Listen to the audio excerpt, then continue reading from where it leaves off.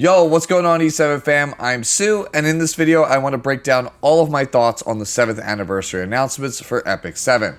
I reacted to these same announcements live already on stream, and if you want to see that, I will link it down in this video's description.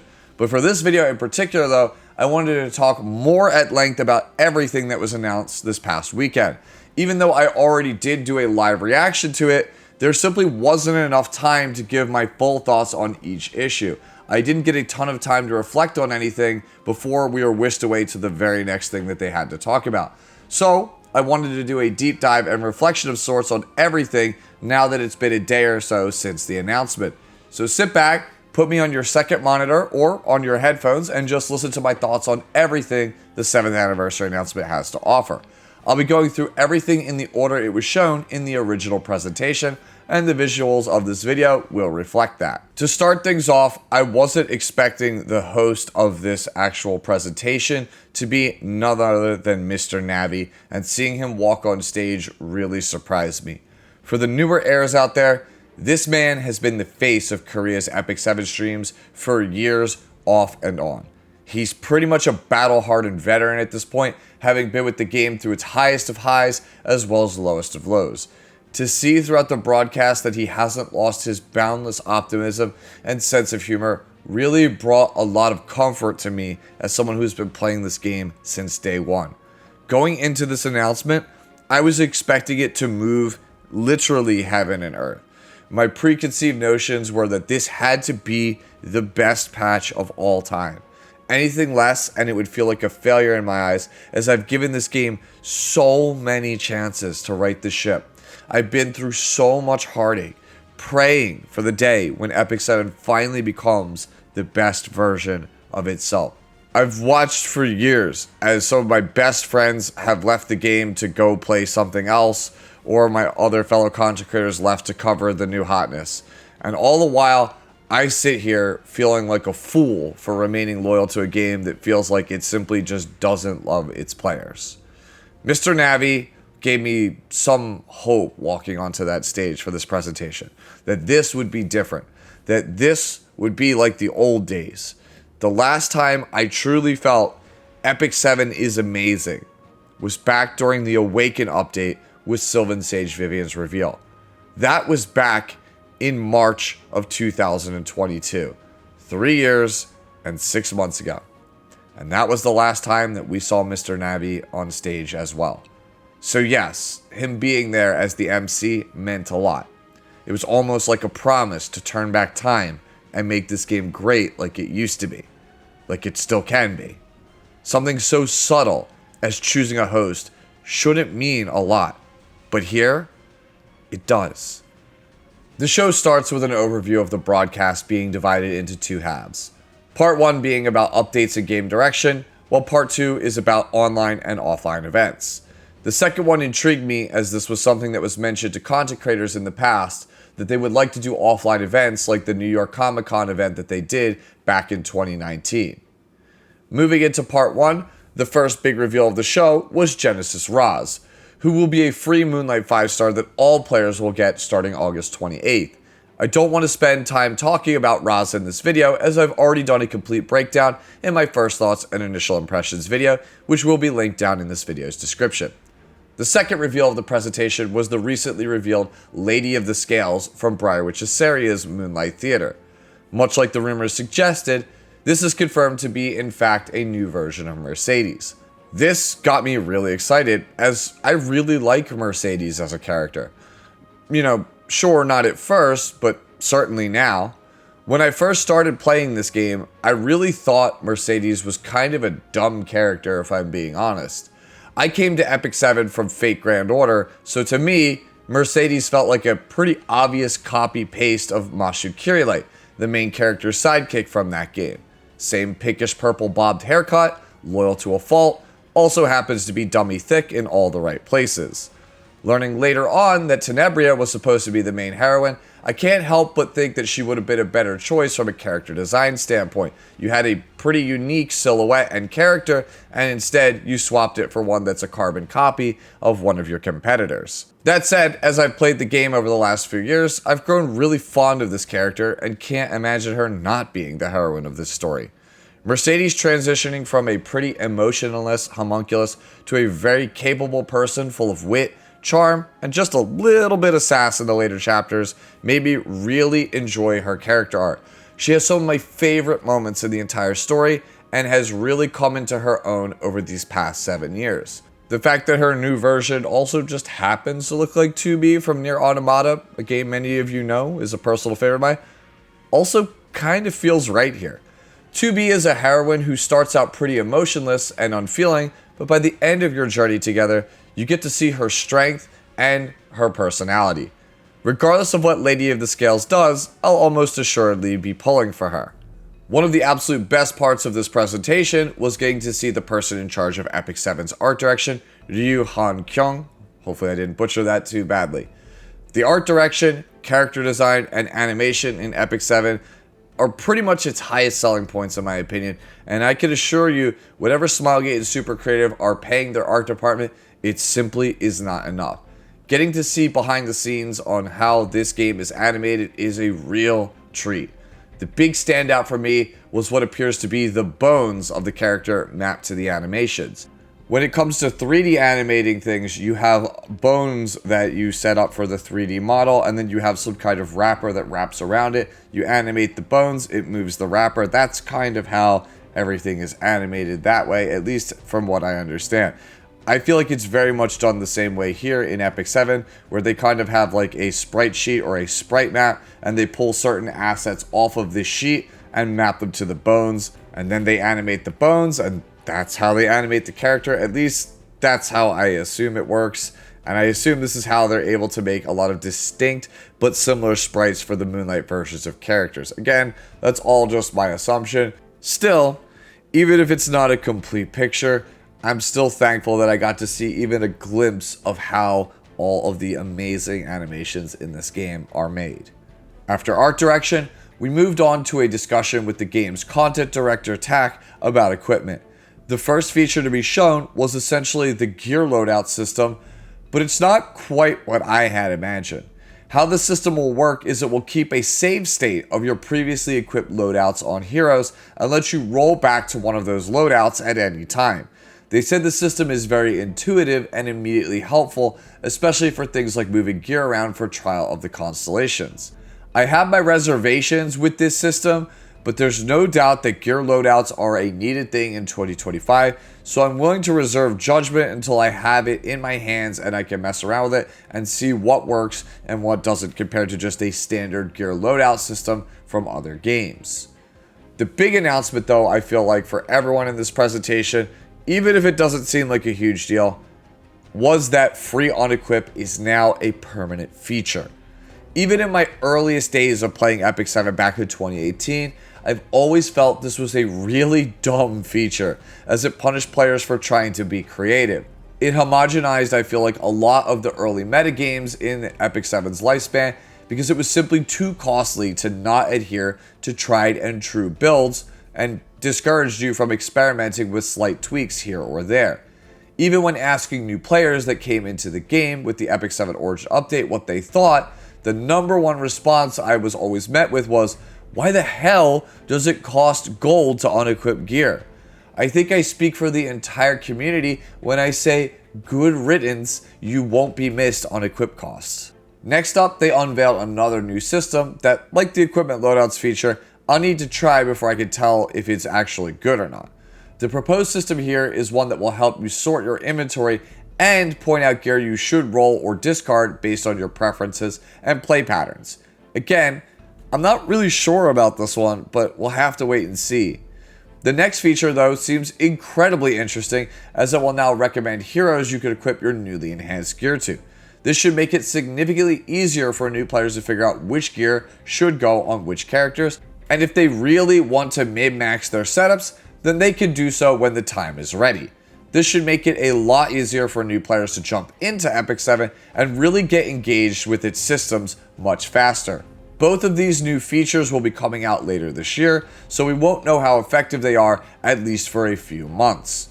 From here, they discussed how teams are now going to be tied to various game modes, just like they are with expeditions. So rather than having, like, say, 3 or 7 or 10 teams that you use between arena, hunts, adventure, etc., you'll now just have dedicated team slots for each game mode, which honestly is pretty refreshing, as this is how every modern game does it nowadays. Overall, I think this is a pretty good change. Sadly though, the Skystone refund for players who invested in extra team slots seems like it only applies to people who've been playing for less than a year. Following this announcement was a change announced for Spirit Altar. Now all elements for Spirit Altar will be open every single day of the week instead of specific elements only on specific days. This is another great change that will help bring this game more in line with other modern gacha games that respect your time. Speaking of respect your time, the next topic shift is geared towards reducing fatigue and overall playtime in the game, while also introducing new PvE content for players who are looking for something new to do. Before that though, they talked about 2 new equipment sets that are being added to the game. The first is the Reversal set, which is a 4-piece set that gives 15% speed, as well as a 50% combat readiness boost to the user whenever they are revived. This seems great on heroes like Ruel of Light, as well as the newly released Genesis Raz. The other set though is the Repose set, which gives 70% chance to counter whenever a unit dodges. This seems really cool on a hero like Remnant Violet who could use it, but then you remember that Afternoon Soak Flan exists, and at least, I don't know about you, but you start breaking out in a cold sweat thinking about playing against that. Yeah. Anyways, these new equipment sets are being introduced in a brand new piece of PvE content called Otherworldly Breach, which is supposed to be short farming content that doesn't take up a lot of a player's time. This mode will cost 160 stamina to enter and can be played 3 times a day, or you could use 2 leaves to make it unlimited entrances per day, although you still need to pay the 160 stamina each time. The reason that the stamina cost is so high is because the drop rates are over 3 times better than that of standard hunts. The astute amongst you though may have noticed that hunts only cost 20 stamina, so 3 times better would mean that it's only worth 60 stamina. The reason for the 160 stamina cost is because the gear from this mode cannot have flat stats on it outside of speed, which is an insane change. Unless you're trying to gear a Scorpio Thief or something oddly specific like Inheritor Amiki or Fene, this change will drastically reduce the gear RNG in this game, and that's honestly a really good thing. They will also be introducing the otherworldly difficulty to each of the hunts, allowing players to farm strong equipment significantly faster for all sets, including things like speed and destruction. So now, not only will you be playing less time each day, giving you more freedom to do whatever you want, but the odds of you getting gear you'll actually use on your account will be drastically increased. The literal only downside I see to this system is that Tristan Wolf and I will probably have to spend a ton of time running this content in order to make guides for you on each of our respective channels. For everyone else though, this is just all upside. Honestly, incredible change. Since the amount of good gear on your account will increase from Otherworldly Breach, they're increasing the inventory limit by 200 spaces and also changing the stamina cap from 154 to 360 starting on September 11th. In addition, they'll also be running events that have levels where you could farm charms and gold to your heart's content, which is something I feel a lot of players, myself included, really were hoping for. Charm fatigue is particularly bad under the current system, so anything to help alleviate that is a great change in my opinion. They also dispelled the idea of passives being added to gear in the future, like the ones that were found in the E7 Origin Carrot event, and will give us a heads up if they plan to change their minds at a later date. The director also took some time to discuss the removal of the Nightmare Labyrinth and the player base's outrage on the entire issue. They've apologized, saying they didn't live up to our expectations, and they'll use it as a learning lesson for next time.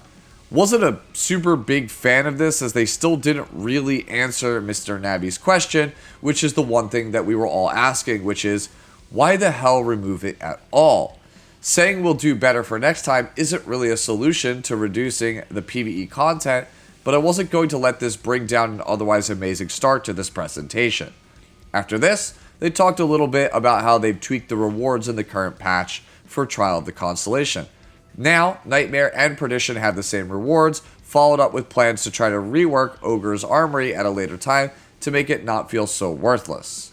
The two big questions that have been asked since the beginning of Epic 7 is, are you going to get rid of free on-equip, which was already answered, so of course, they were going to have to bring up the other big question, which is, will you get rid of 15% absolute effect resistance in PvE?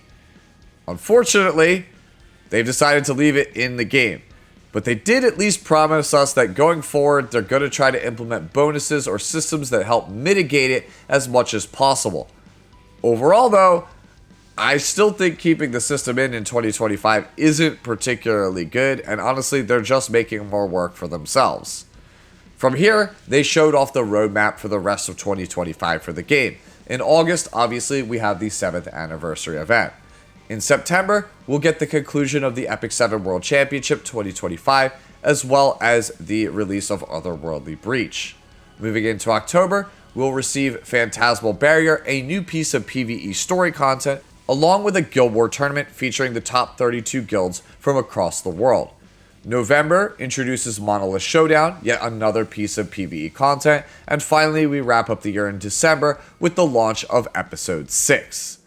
The next topic for the presentation was on PvP balance.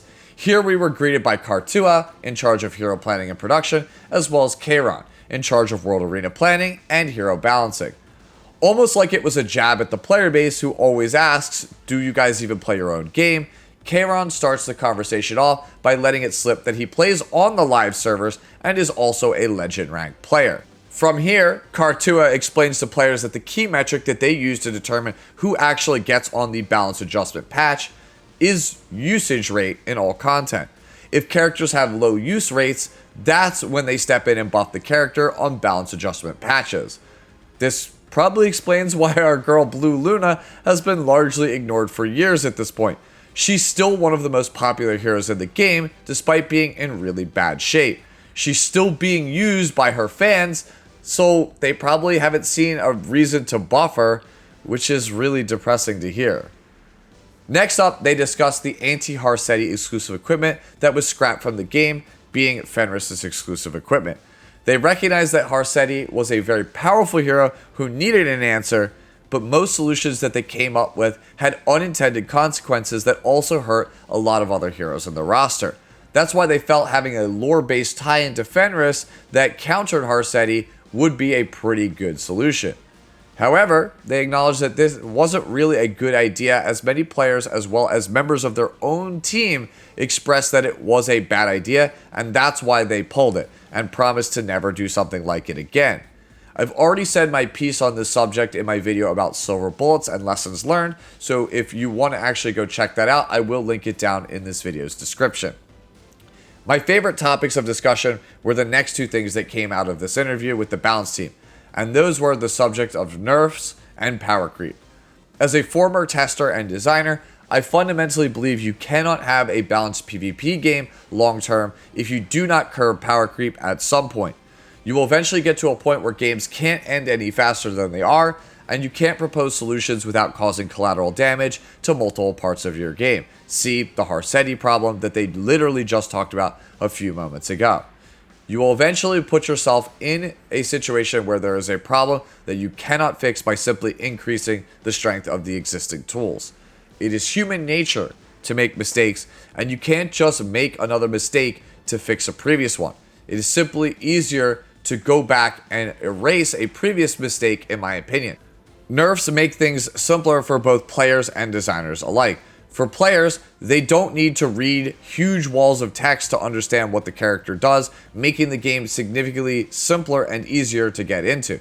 And for designers, they're not burdened with having to remember dozens of things about each hero and all of its interaction points. That said, I recognize not everyone sees things the way that I do, as evidenced by the fact that slightly more players prefer buffs to nerfs. As such, Kartua said that they are open to nerfs, but wouldn't want to do so without community consensus, since heroes in Epic 7 can sometimes cost people hard-earned resources. It's not the response I wanted, but hey, at least they said nerfs were at least a possibility, and I hope that everyone is okay with that possibility should the time come. As far as power creep, the next question was asking why they don't do more frequent balance patches in order to curb it. I actually think that Kayron's answer here is pretty brilliant, and I wholeheartedly agree. He explains that by doing more frequent balance patches, you lessen the scope of each patch as there is less time to work on them. This means that they have less of a chance to achieve the desired result. You may have this feeling that each patch doesn't really change anything because there wasn't really enough time to test it all. And also, by having more frequent patches, the game becomes more difficult to play as metagames will shift every few weeks instead of every few months. It would become exhausting to keep up with all of that unless you are a die-hard player. Kayron then goes on to explain the logic behind why ban pick protection has yet to be removed despite many players asking for it. He explains that first pick has an enormous advantage as second pick has to basically play with their top 4 heroes as the last one is almost always banned. This means that not only does first pick get access to whatever hero they want before the opponent, usually the strongest character in that patch, but they also get the last 2 picks to counter your entire team while you really don't get any. They originally wanted to make the ban protection slot your last pick overall if you had second pick, but they found that to be a bit risky. Instead, they changed it to third pick ban protection. This allows the second pick to have a hard counter that the opponent cannot answer, providing some balance between both picks, and also means that the first pick has to commit to a strategy earlier than in the past. The other reason is that it simplifies the draft, allowing more people to get into World Arena easier. This is something myself and others have already surmised, as there is a world of a difference between drafting with and without ban protection. Ban protection, in my opinion, does really feel like drafting with training wheels on, and it kind of eliminates some of the beauty of a well-drafted composition. Going second and having a well-rounded team that could function without your last pick and is hard to counter is a really satisfying feeling. I personally didn't like ban protection upon release, and I still have some reservations with it, but as time has gone on, I've really started to warm up to the system. In the design team's shoes, if I had looked at the data and saw that first pick was unbalanced, that's a difficult nut to crack. You would have to change the draft structure in some meaningful way to restore balance to the second pick, so in essence, it's actually a pretty solid change to a very complex problem. The next question was directed at Kartua and was about why certain heroes such as Kisei or Melissa are constantly buffed in patches while others are ignored. He explains that this is for one of 2 reasons. First, because they haven't seen a noticeable movement from their previous change, meaning that they're still low usage, thus qualifying them once again to land on the balance patch.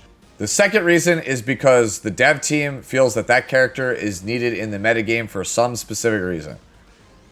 That doesn't make some of these, changes to characters any less baffling, but sure. Anyways, Kartua goes on to explain that certain heroes will receive buffs or exclusive equipment even if they're already strong in an attempt to help force a change in a metagame if they feel it is stagnant. This is why Urban Shadow Shu got an exclusive equipment despite already being heavily played in the past. They chose this exclusive equipment because they felt it would force a shift in how players played the game rather than it staying the same as it had been for a while. Pretty interesting stuff. Me personally, I've always felt that if a meta is stagnant, you should introduce a variety of strong tools and let players choose the best one to deal with it, rather than forcing a singular strong option through to break it up. But again, that's just how I personally feel. Lastly, in this section of the stream, Kayron goes on to explain the new Warfare rules system being added to World Arena this fall, and honestly, I think it's a pretty brilliant idea. Throughout the years of World Arena's existence, Epic 7 has had additions to the Battle Frenzy system, such as increasing the speed of certain classes, the damage of certain effects like burns and bombs, and much more. These are designed to help break up stagnant metas like they talked about before, but when you use the same frenzy for 3 months in a season, it does start to get a little bit stale by the end. With this new system for World Arena, it will assign a random Battle Frenzy at the start of each match, rewarding players who are flexible and can adapt to the rule set imposed upon said match. I think this is pretty awesome and will keep things very interesting if it's implemented well, but I do think it should come with the caveat of only being enabled at high levels of play such as Champion or above. The reason I feel this way is because new players don't have much of a roster and may feel overly punished if their luck is bad when drawing a random rule set at the start of each match. This system isn't finalized yet, so I'll need to see more and test it myself personally before I have a definitive opinion of it, but it does seem really cool. Here's to hoping the random effects are fun and interesting rather than boring or broken. The last part of this stream shifts back to Mr. Navi, the E7 content director talk, and now the business director of Epic 7, Jin Oh. For a while now, I've complained to Epic 7's community managers that they're getting killed in terms of player communications by another Korean mobile game company, ShiftUp, who are the makers of Goddess of Victory Nikke. Their open communication with their player base has completely changed the way that people perceive how a gacha game company should operate in this day and age. Whenever I raised these concerns, I was told that the old guard was more interested in very conservative, traditional approaches to the business. I feel that these more closed-off approaches that lack communication have done far more harm than good to the brand of the E7 IP in the long run. That's why it was so startling, yet also refreshing, to see in this segment Director Jin apologizing to the players for the lack of communication over the years. It was him owning up to one of the bigger blunders I feel that this game has made over the last 3 years, and making it right with a public appearance to talk openly and honestly about it is awesome. His commitment was to ensure player feedback was heard until we were satisfied with the state of the game, creating something that would be loved for years to come. He also explains that what happened with the removal of Nightmare Raid was due to a lack of prior communication. As a result of this, they're completely scrapping their process on how they do content and want feedback from the very beginning, from the planning stages all the way up to the final polishing. That's an insane statement to process when you really think about it. Here is the business director telling you that they have to do better, and they're going to do it by changing the entire structure of their business workflow just so that the consumer is satisfied. They go on then to talk about a commitment to more transparency, not just when things go wrong, but when people are curious or confused about what is happening. One thing I really love here from Mr. Navi's comment is about the developers having the courage to tell the player base yes or no in response to certain topics. One of the reasons why Epic 7 has the problems that it historically has had is because in the beginning, they simply said yes way too often and it backfired, making a totally unplayable game state since giving players everything they wanted wasn't exactly the best idea. As a result, they became guarded, staying mostly silent, and would only really say no to things. It's about balance. You can't be scared to shoot down the ideas of the player base if the overall health of the product suffers as a result. But on the flip side, you can't only say no, because then you have a player base who loves the idea of the game but resents the dev team since they're gatekeeping it from reaching its full potential. From here, most of the conversation then becomes centered on the freebies that are being given out as part of the 7th anniversary, but there are a few notable updates I wanted to highlight and talk about. First is an update to the coin shop rotation. Previously, players would only have access to 3 heroes per month, and it would change on the last Wednesday of every month. If the hero you wanted wasn't in one of the 2 coin shops, well, better luck next time. This has led to myself and many other players being in situations where they have an abundance of Galaxy and Covenant coins waiting for a hero that they need to appear, but sometimes that hero takes nearly a year to actually show up. This system is incredibly outdated, as many other games rotate through their entire roster in less than a month's time, or just have every option available from the start. Director Jin explains that they are talking about making it so that all heroes will be in these coin shops going forward, as long as the hero's banner has been out for some amount of time, say maybe 6 months to a year. While it isn't a hard confirmation, I personally think this would be a huge change for the game. Hero acquisition is one of the major pain points I feel like in Epic 7, and one of the things that makes it difficult to get into PvP. Anything, no matter how small, that makes it so players can have an easier time getting the heroes they need to play the game is a win in my book. The second notable discussion point is on the subject of the eMart24 collab for those Epic 7 players in Korea. Heirs will be able to go to their local convenience stores and pick up Epic 7 related food items. While I think the artwork they showed off is pretty cool, this doesn't really do a lot for us global players, which thankfully they address pretty much right away. They intend to have some kind of global collaboration like this eMart 24 collab for heirs outside of Korea, which is pretty exciting. It gets you starting to think, like, who could they collab with? 7-Eleven, McDonald's, I don't really know what it is, but pretty interesting to think about. The big announcement, though, is that there is an actual in-game collab. Director Tak confirmed that it is real and it is coming, but they don't have any further details to share with us at this time. I can tell you from my personal experience with Tristan, Valky, and the former community managers that they said that this collab has been in the works for a very long time. The former community managers let us know that it would be something that's more hype than Demon Slayer. They also told me specifically that it would be something I was going to love, which has me hopeful that it's something like Nier Automata or Hololive, but honestly at this point, I'm okay with anything. I think the fan favorite choice at this point is most likely Bleach, which I'd totally be down for. My only issue with Bleach is having played gachas that have already collabed with it in the past.